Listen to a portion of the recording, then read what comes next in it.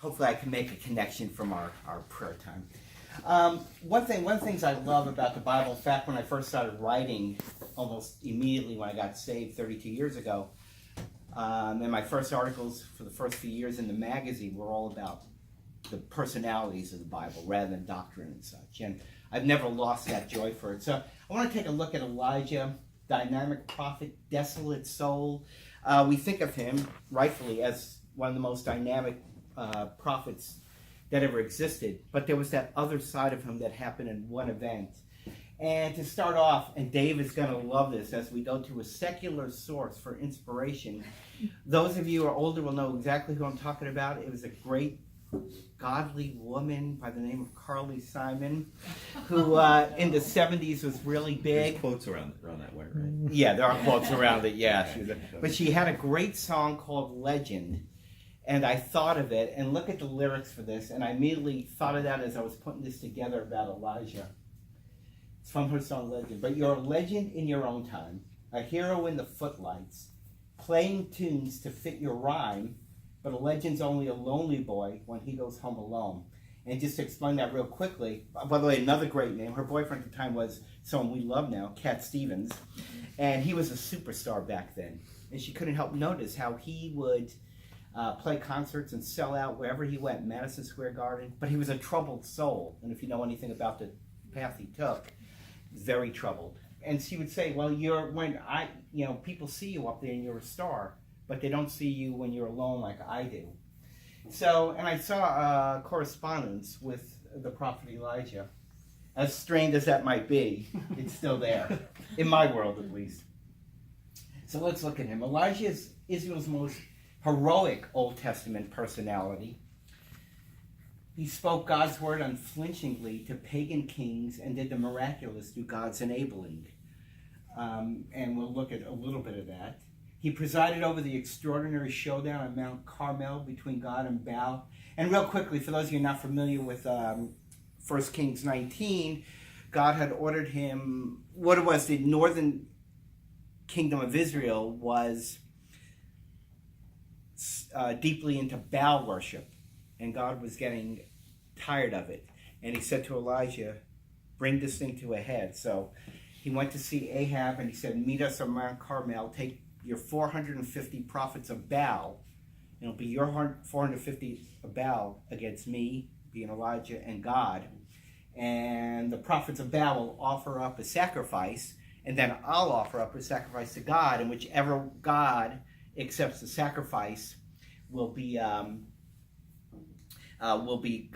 That will be the God of the nation. And of course, the prophets of Baal went all day, and nothing happened, and Elijah goes up and he offers a sacrifice, and God accepts it in a magnificent way. And by way of a victory celebration, he had the 450 prophets of Baal killed. So it's an extreme. I hope that doesn't happen in the Super Bowl. So this week and next week. But anyway, so that's what happened. So he presided over that, probably his spiritual high mark, and announced the end of the 3-year drought which devastated Israel. He would have gotten some good notoriety for that. He stood against the nation's apostasy and was a lone voice, and that word lone is really big. A lone voice for God. Now some of you might be thinking, well, weren't there 7,000 other prophets? But he never knew about them. They apparently were silent, knowing that Jezebel, the queen at the time, Ahab's wife, would put them to death. So he was the lone voice for God. In a land where idol worship was rampant, and it was bad up there. Any kind of sin you can think of was being committed in the borders of Israel. He never backed down in the face of intimidation or failed to remain firm in his faith and zeal for God, except once.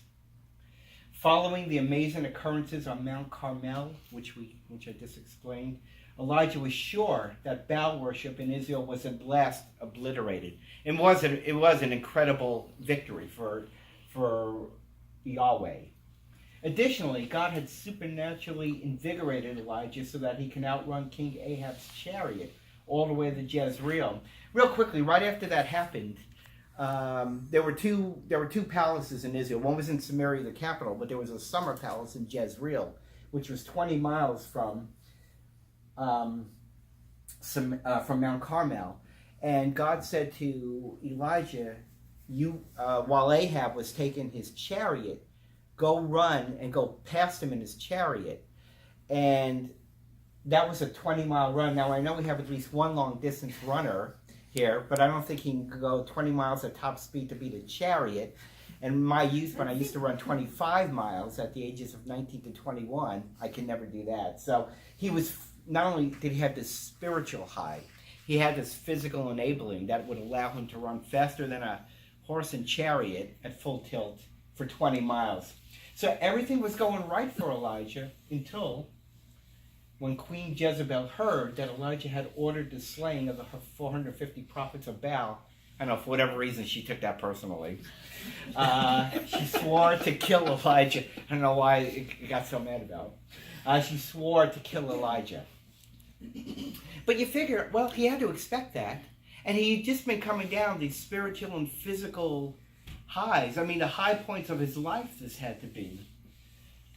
And you would expect him to go, all right, well, I expected that. God, what should I do next? But instead, almost just mind-boggling. Considering the display of God's might he had just experienced, Elijah's extreme reaction to the queen's threat is stunning. And we read, Elijah was afraid and ran for his life. This is a day later. After all of this happened, all of a sudden he gets the death threat and he runs. And you talk about going from the highs to the very lows in less than 24 hours. Because the event on Mount Carmel would have ended late in the day, so it was less than 24 hours. How could this dynamic man of God have been so cowed by Jezebel's decree? Had not God just proven himself mightier than any human or false deity? If God was with Elijah, as he clearly was, just in that one day's events, how could you not know that the Lord is with you? Things that he'd never done with any human that ever walked. And yet one day later, then how could anyone stand against the prophet? Elijah's reaction to Jezebel seems to make no sense, unless we consider Elijah's mindset leading up to Jezebel's threat. So this will look real quickly. Elijah came on the scene of Israel's history seemingly out of nowhere. If you read 1 Kings 17:1, there's no intro to him. We just read Elijah was sent to King Ahab. Just like that. It's like if I were to tell you somebody from my past and I didn't tell you who he was. I just mentioned my friend Bob so-and-so, and I didn't introduce him. That's how we get Elijah. We have no introduction to him at all. But I'm not going to argue with the author. After I choose to introduce him. God ordered him to leave his home in Tishbe and confront King Ahab.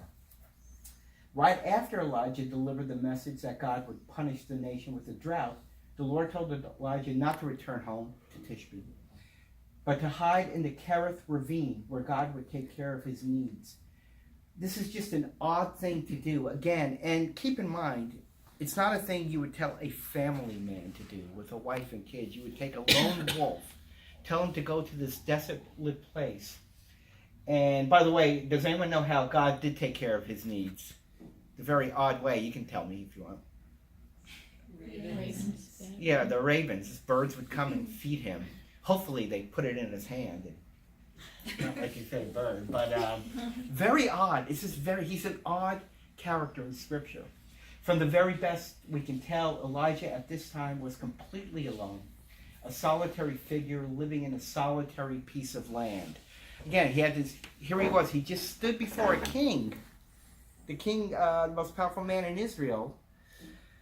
And now he's just alone in this desert area being fed by ravens. When the ravine dried up as a result of the drought, God sent Elijah to pagan territory, into Phoenicia, which is a series of towns and villages and cities in what is today Lebanon and Syria, away from his beloved Israel. There Elijah resided with a widow and her son. And I've thought about that a lot. I mean, he probably lived on her premises for 3 years. And what was the relationship between them like? I don't mean that at all in a bad way, but I'm sure he did a lot of helping around the premises. But what did he do for 3 years? He wasn't ministering. I'm sure he told her about the God of Israel. What kind of effect did he have on our boy? What were their times together like when they had dinner? Did she say to him, so what did you do, Elijah? Did you talk to God today? Yes. Did he say he would smite any heathens we know of? No, not today. So, I mean, what did they do for 3 years? But it's just, again, it's just very odd. And his whole life just seems to me very strange. It just shows you that God can use the strangest of people. 3 years later, God sent his messenger back to Israel. I left for you to fill the gaps. Where he was to again confront Ahab and supervise the deity battle on Mount Carmel.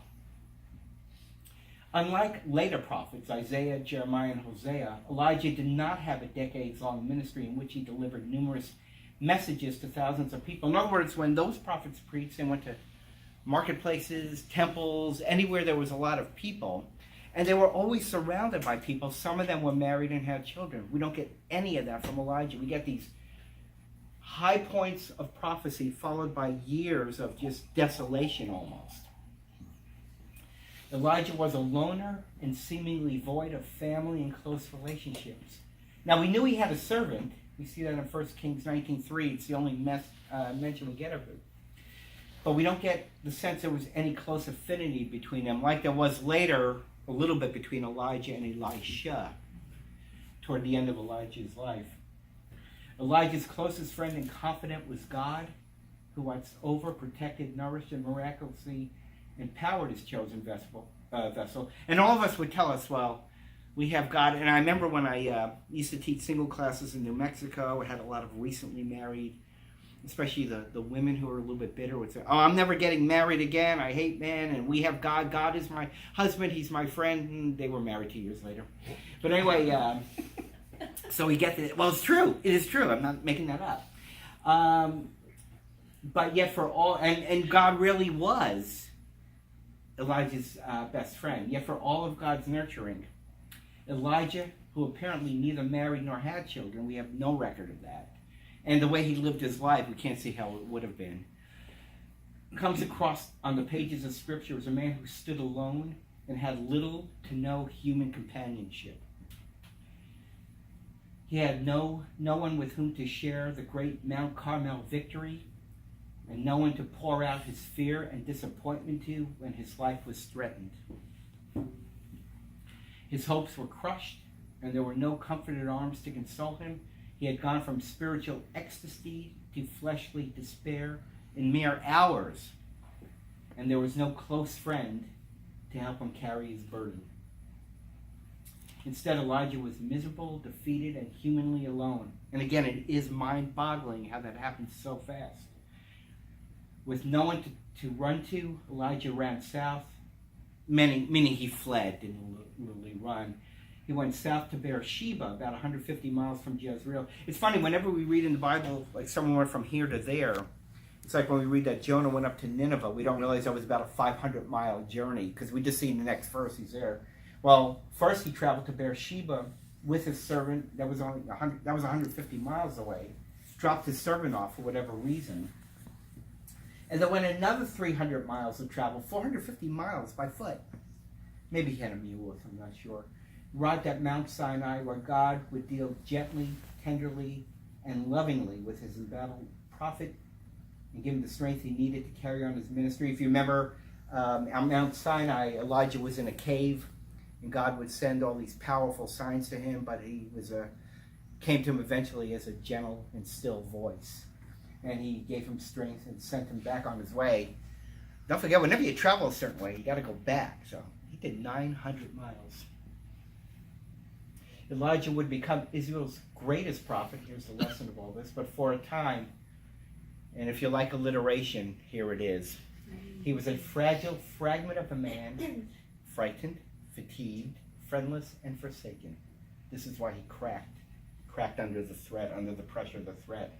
Fortunately, when Elijah needed him most, God was there to put his prophet back together again. But the lesson of Elijah's life is evident. Even the boldest, bravest, and most dynamic of men and women can be beaten by loneliness. Human beings were not built to live alone, as Israel's greatest prophet sadly learned. That's it.